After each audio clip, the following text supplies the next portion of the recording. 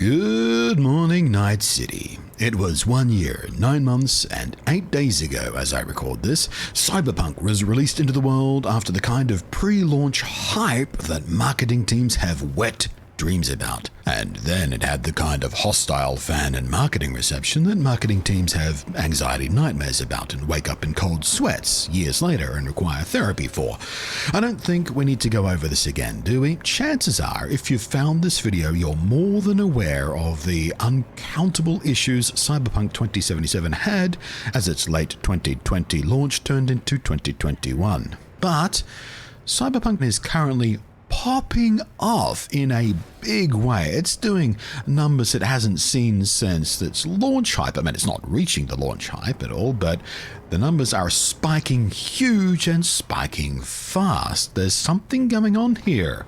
It is, of course, on the back of the latest major patch, version 1.6, and surely even more influentially right now, off the back of the exquisitely animated tie-in anime from Netflix and legendary anime studio, Studio Trigger. People have been feeling excited about Cyberpunk and its world again, and they're flooding back to the game to see how things are going. And I do mean flooding back to the game. Unfortunately, we only really have Steam charts as the only source of solid info on hard numbers, or hard-ish numbers. We can still see a huge uptick over the last week alone since 1.6 and the anime released. But keep in mind, even on PC, the player base is split, with many users, including myself, owning the game on CD Projekt Red's own launcher and shop, GOG, or GOG, or once upon a time known as Good Old Games. So even on PC, this isn't the whole story of the numbers. It's doing even better than this. Never mind whatever it's doing on the console side of things, where hard numbers are much harder to come by. But amongst all of this brand new enthusiasm from existing players and owners, the question today is, if you, like me, felt super burned by CD Projekt Red's lies and all the bugs and all the betrayals after launch, which melted any and all goodwill or desire to give them the benefit of the doubt forevermore, is Cyberpunk 2077 honestly, finally ready to give another chance to? Is it fixed enough to make a second replay worth it yet? Or, for some of you listening, is it ready for your very first experience with it? Is it worth your money now? Hello again, I am Blunty, and I will never ever again trust a single word out of CD Projekt Red's marketing and PR departments, but I will give them a chance to earn some respect back. Let me know how you feel about CD Projekt Red and how they've been dealing with this Cyberpunk stuff over the last couple of years also in the down below. And while you're down there commenting and ranting or saying nice things about me and my particularly gravelly voice this morning for some reason, pop that sub and bell and thumb, because YouTube is an unfeeling corpo gonk and I need your help with its machine-made decisions. Now, I played Cyberpunk 2077 at release, and I streamed much of my original playthrough as well, as I have been with my new, long-delayed second playthrough over this weekend. And to be clear, I really loved it when it launched. I loved it for its wonderfully built and rendered world, especially on PC when you can turn the ray tracing on. Oh, it's gorgeous, isn't it? Just beautiful. I loved it for its stories and for its characters, both the main plot stuff and the absolute ocean of smaller stuff told in little side gigs and incidental stuff and conversation logs you find scattered throughout the world, you know, Fallout style, and NPC interactions. There was so much to love about this game, but I also hated it a bit for being so good in so many ways and then releasing so broken and so buggy and so glitchy and just missing content that we were promised that it made actually enjoying all that delicious content basically impossible to be immersed in, because every 5 minutes or so there was another stupid bug to rip you right out of the experience. Literally every time you turned around there was another bug, because in the original launch every time you turned your back on a bunch of NPCs and you turned back to them, they would just respawn as completely different NPCs in different places, sometimes doing different animations, sometimes sitting in thin air, sometimes just not existing at all. So despite enjoying my first playthrough, once that first 70 hours or so was done, I never ever went back to it. I really wanted to. But outside of booting it up for the occasional graphics card review and test, I just didn't want to. I was waiting. I was so eager for a second playthrough. I wanted to choose a different path. I wanted to make a different build. I wanted to make different decisions. I wanted to play in a different way and experience this wonderful, wonderful world with a new approach. Go into missions with new strategies. Try solving things a different way. Spare some people I had killed, or kill some people I had spared. But I was determined to wait until the game was patched up to a place where I wouldn't be constantly, and I mean constantly, frustrated by immersion-smashing, broken-ass bullcrap. That process took a lot longer than I expected, or hoped for that matter. I was thinking 6 months, maybe 9 months, to get it up to a place where a second playthrough would be worth it. But patch 1.6 took close enough to 2 years, and, well, it's still not fixed. It's still not bug-free. But to unbury the lead here, my quick answer is yes, it is finally worth giving another earnest go to this game, or indeed finally ready for those wildly patient enough folk who held off at launch to finally obtain a copy and give it a whirl. Because I'm having a ton of fun with it this time. I'm playing a very different build. It's working great for me. I'm feeling generally a lot more immersed and a lot less frustrated, or at least less often. Now, don't get me wrong. The game is better. Much, much better, it's fair to say, in fact. But better is a relative term. A punch in the nose is better, objectively, than a baseball bat to the plums. But neither is an ideal experience at a family wedding. So yes, better is relative. Don't expect Cyberpunk 2077 perfected. It will never be that. The in-house Red engine the game runs on is just not up to the task. Even Project Red have admitted this publicly. Red engine is unsalvageable going forward. It's just not good enough anymore. In fact, CD Projekt Red have made a deal with Epic to use their Unreal Engine on all of their games going forward, most notably the new Witcher series eventually coming. The Mythbusters once proved you can polish a turd, but, well, let's face it, a turd is still a turd, even if you do put a polish on it. There's no denying that simple fact of life. So I'm still seeing NPCs doing glitchy, stupid shit, spawning inside vending machines. Wish I'd got a clip of that, it looked really funny. Sitting in invisible chairs. That happened live on stream. Spasming between different idle animations without any kind of graceful transition, especially when you interact with them. Or just sliding around and snapping into position. Sometimes sliding around and snapping into your field of view when you're talking to a different NPC, so they just block your view or suddenly slide past in a flash of color. Very, very distracting stuff. Not game breaking, but one of those distractingly immersion damaging things that I really hate. I'm pretty good at suspension of disbelief, but there's some stuff you just can't ignore your way around, can you? But at least the NPCs don't vanish from existence if you look away for 3 seconds anymore, or magically transform into completely different models if you blink for too long. So, you know, it's a nose punch instead of a plum cracker with a baseball bat. The police system is still utterly broken and backwards and stupid, with any illegal activity just basically magically spawning half a dozen cops right behind you or around the nearest corner, sometimes just in front of you, as a matter of fact, or just outside of your field of view. And CD Projekt Red are still making promises that they're going to fix this in the next patch, and then the next patch. And they've been making the same promise for about 18 months now, because that was one of the most obvious broken things when the game first launched. People really hated how the cops work, and they've done a little bit to fix it, but it's still, like, the underlying system is just still utterly broken and smashes immersion. Literally, the cops just magically teleport in out of nowhere. And despite being stupid, and despite being immersion smashing, it's just kind of unfair as well. Just to be suddenly ambushed by half a dozen teleporting cops. In fact, it's so annoying, I actually have a mod installed to make the cops be slightly more chill and less prone to randomly aggroing on me for no good reason. Remember how the cops just used to get mad at you if you walked past them too closely?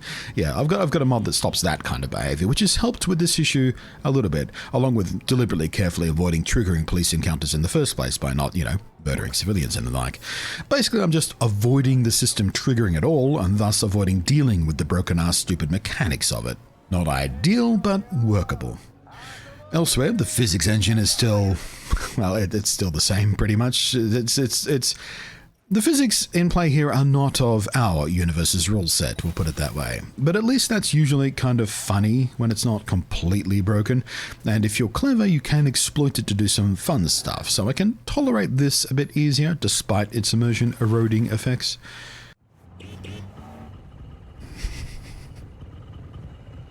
I love that just beeped at me. Hold on, game.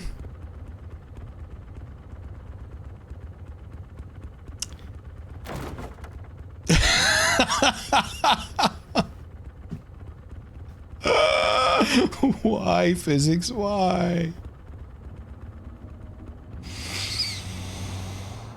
But I've also been seeing bugs that still exist that I saw on day one, like the danger music, the tension music still getting stuck on, constantly playing despite leaving combat several minutes ago. So you're just strolling down the street completely peaceful and all you hear in the background is, you know, that tension drone? And it still requires a full game reload to fix that. How have they not fixed that bug yet? Christ! I've had quests take stupidly long times to realize I've done the next step they wanted me to do and trigger the next sequence. I'm just standing around in a room going, yes, hello? Ready when you are.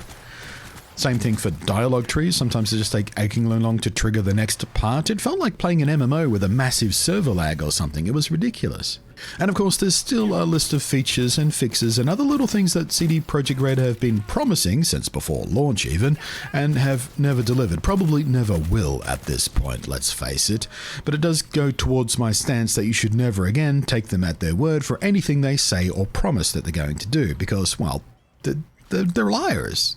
Demonstrably liars, like Sean Murray and Hello Games. Yes, over the last, what is it now, half a decade or so, they've taken No Man's Sky from one of the most disastrous and bullshit-filled launches in gaming history and genuinely redeemed the game. No Man's Sky is good by most people's standards today, if not great. But I, for one, will never ever believe a single word from Sean Murray ever again. The man is a sleazy liar and he cannot be trusted. He has shown that to us. So while I'm happy to give their game a fair shake on its own merits, it's show, don't tell for Hello Games forevermore going forward. And the same goes for, say, Bethesda, for example, after their Fallout 76 debacle. That game too has gotten a lot better in the intervening patches and content updates. It's still a long way from being worth playing, though. It's still so broken in so many stupid ways, not to mention how they've engineered their money-making schemes in it. It's horribly sleazy. No thank you, Bethesda. Better luck next time. And of course now, the once shining example of a developer with basically no hate stacked against them. Everybody loved CD Projekt Red, right? They were the developer that could do no wrong. They too now have joined my list of show, don't tell, because their promises have demonstrated to be worthless until delivery. But all of that said, between the so-called next-gen patch from February earlier this year, which I made a video about that, didn't I?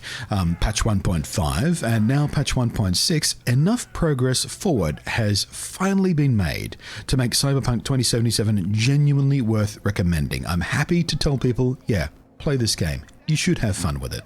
Is the game fixed? No, it's not fixed. Is it at least as solid and feature complete as it should have been at launch? Sure, I'll give it that.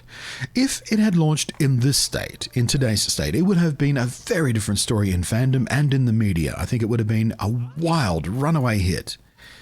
I mean, let's be fair.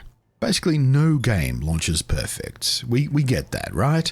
And even after years of patching, no game is going to be perfect or perfectly bug-free. We get that too. It's just the nature of the beast. And Cyberpunk today is not perfect, but it's far enough past that good enough point where it's bones of an amazing world, an amazingly realized world, an amazingly built world, filled with characters and stories and wonderful little events and details, and all of that can be properly explored and enjoyed in a way where whatever issues it has aren't so disruptive to the experience that it tarnishes it all underneath it. And even the remaining issues I've mentioned, like the NPC glitchy stuff, are so much more rarer than they once were. They're not gone, but they're not constant anymore at least.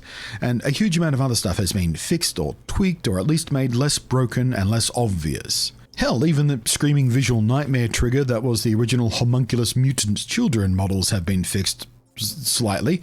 They still don't look like children, but at least they don't look like, well, mutant monsters anymore. But yes, to boil all my rambling down, the final word is, if you have been waiting, now is the time for your first or a new playthrough. Especially, by the way, if you, like me, have not played since launch. Because over the last year or so of patches, especially 1.5 and 1.6, a lot has been changed and rebalanced regarding how builds work. And at least for me, my original character build, the one I'd spec'd heavily into, massive single-hit critical burst sniper and headshot instant kill monster damage with run and gun organ evaporating shotgun backup for tight spaces. Well, that build is entirely broken now, and I mean entirely broken. It literally doesn't work anymore. I can't even equip my sniper rifle or my revolver anymore because of the requirement changes they made to those weapons and the way the build trees work and the skill trees work. And my survivability is tanked because of a bunch of armor nerfs. I'm so squidgy now, and I used to be such a massive tank. So at the very least, I kind of had to start a new character from scratch. If I had any desire at all to play the upcoming expansion content they're promising, the new story stuff that they're promising to bring out sometime early next year. Again, show don't tell. Because who knows if they'll keep the word or delay it, or it's not going to be what they promised, or whatever, you know. Like I keep saying, CD Projekt Red don't get any of my benefit of the doubt anymore. I'm more than happy to give them a chance to prove their word, but I'm not taking them at their word. Anyway, point is, if you played at launch, you really might need to replay it and fully restart with a brand new character, or at the very least, try to rescue your old character by respecking through the trees a little bit, just to try and rescue it to make it work properly again. Because, yeah, my build was broken, and I tried, and there's no rescuing it. The damage is done. It's over. R.I.P. OGV.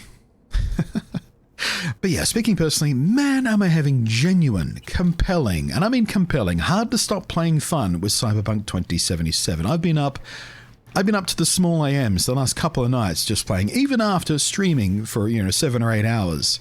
I keep playing the game after the stream and just pottering around doing little side gigs. It's difficult to stop playing. I'm having so much fun with this new build and this newly patched up game. So let me know how you've been faring with it, if you've given it another go. I know for a fact a few people have. I've been talking to them on my stream about it, A couple of people saying, oh yeah, maybe I'll finally give it a go now. Maybe it's finally time to give it a go. And yeah, it's time for that second playthrough, or time for that first playthrough, I believe. But do go in with your eyes open. Again, it's not perfect. And if you're on PC, there are a whole bunch of mods you can use to sort of tweak and fix and sort of shove some things around a little bit, like the PC mod I was talking about. I've got a little driving mod installed to smooth out the driving a little bit, which is still a little bit floaty and weird.